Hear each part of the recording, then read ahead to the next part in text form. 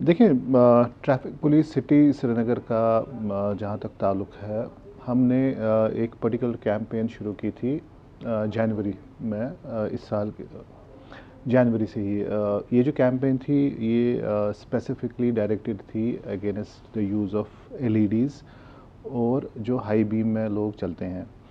अगर आप हमारा ट्विटर हैंडल देखें तो उसमें आपको ये जो ड्राइव्स कंटिन्यूसली चल रही थी, तो जनवरी से ही चल रहा था ये सिलसिला। तो बीच में थोड़ा-सा क्योंकि कुछ और ड्यूटीज़ की वजह से हम इस पर्टिकुलर चीज़ पे उतना फ़ोकस नहीं कर पाए जितना नॉर्मली हम करते थे। As a result of which पिछले 8-10 दिन से हमने जो फ़ोकस फिर से इस पे करके रखा है।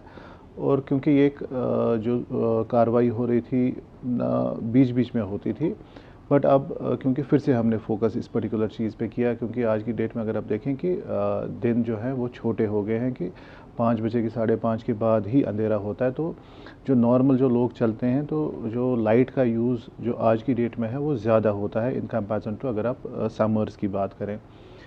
तो ये एक पर्टिकुलर जो एक प्रॉब्लम है जहाँ पे हर कोई जो कम्यूट करता है सड़क पे उसको इस पर्टिकुलर चीज़ से तकलीफ़ होती है। जब हाई बीम में लोग चलते हैं तो literally almost sort of some ना ब्लाइंडनेस ऑलमोस्ट हो जाती है कि आप देख नहीं पाते हैं।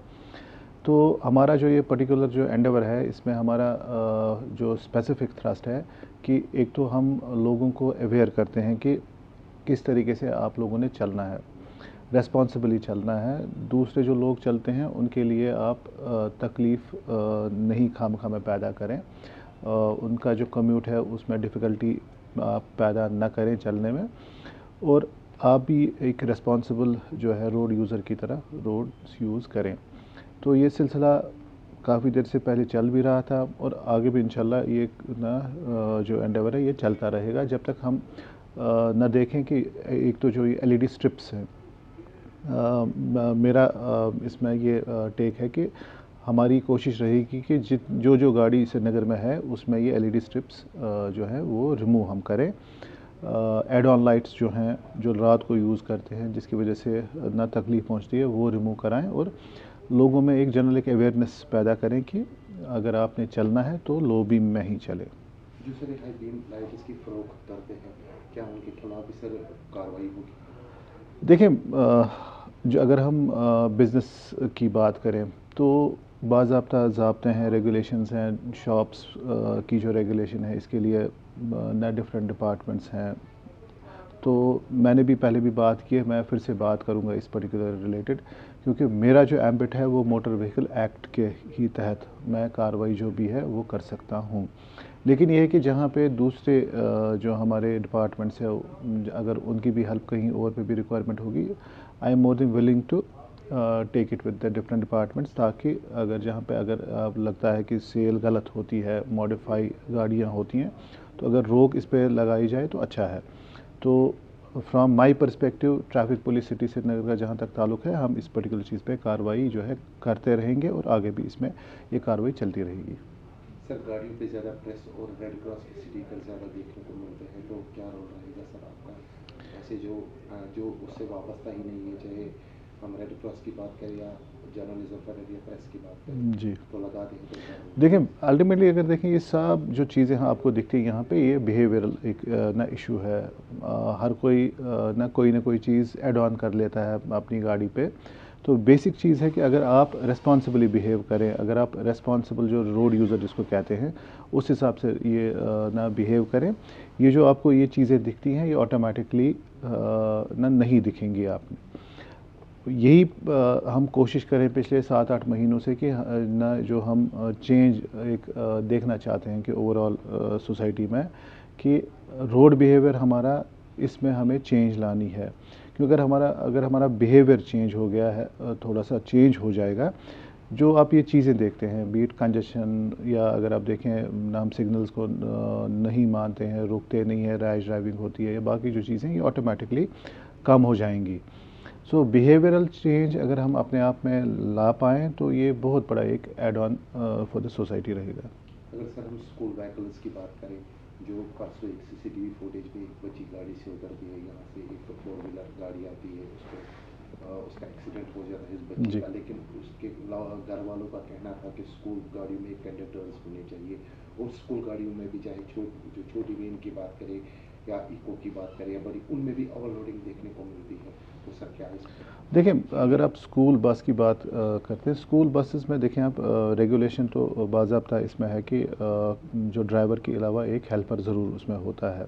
रिस्पॉन्सिबिलिटी उनकी होती है, responsibility of the school administration is to ensure कि जो बच्चे गाड़ी में चढ़ते हैं सेफ़ली चढ़े, और जब डिबोर्ड करते हैं तो सेफ़ली डिबोर्ड करके, जहाँ पे अगर सड़क भी क्रॉस करनी है तो the helper has to ensure कि क्रॉस करे ठीक से। तो एक जॉइंट रिस्पॉन्सिबिलिटी की यहाँ पे बात है।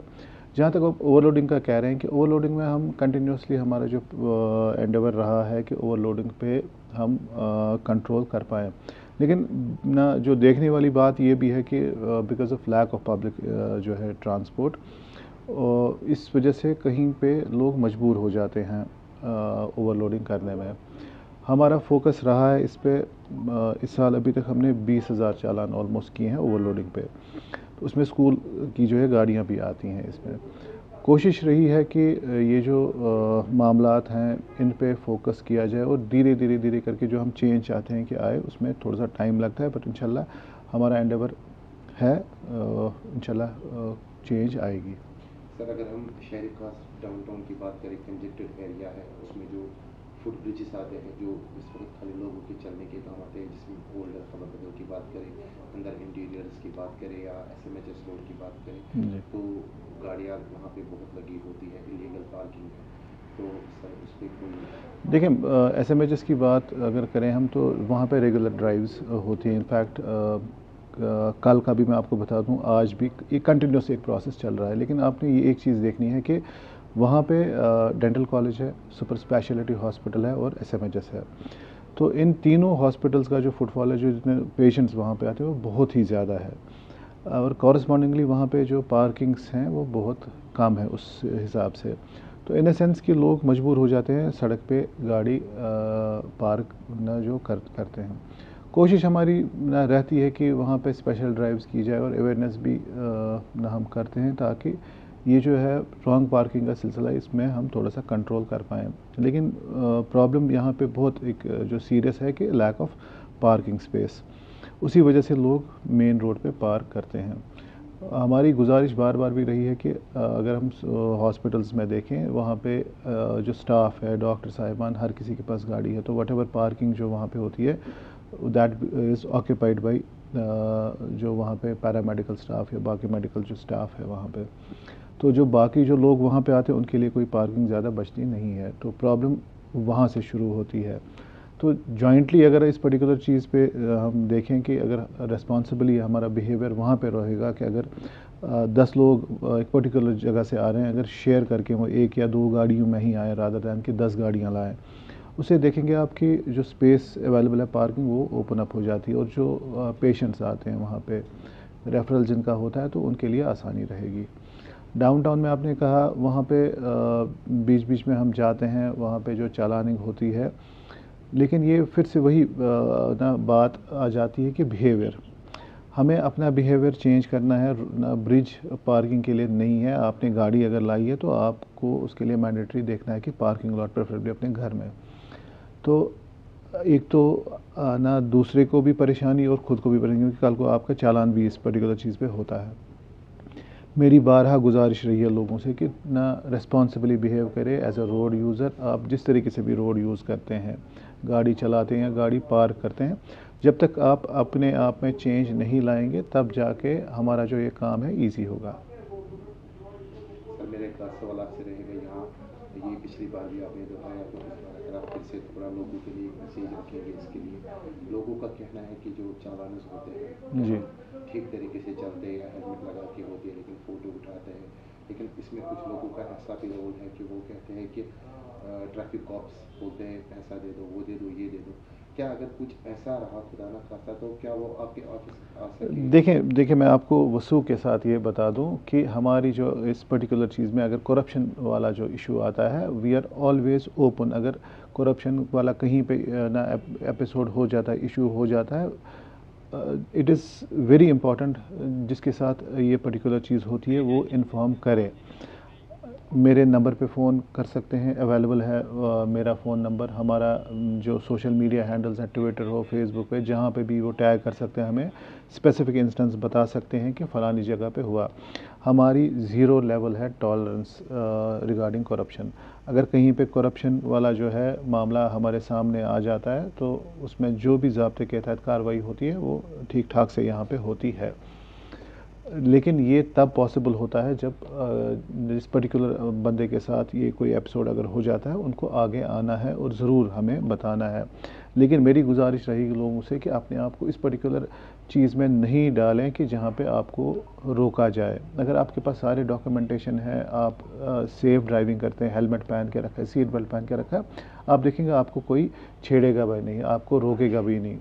सो रिस्पॉन्सिबिलिटी बोथ वेज़ है। हम पे भी ज़िम्मेदारी आयद है कि अगर कोई ऐसा कुछ इशू आ जाता है तो रिस्पॉन्सिबिलिटी मेरी है उसमें कि एक्शन लेना है। लेकिन मैं एक्शन तब भी ले सकता हूँ जब स्पेसिफिक इंस्टेंसेस मेरे सामने आए। सर आपका बहुत बहुत शुक्रिया। Thank you.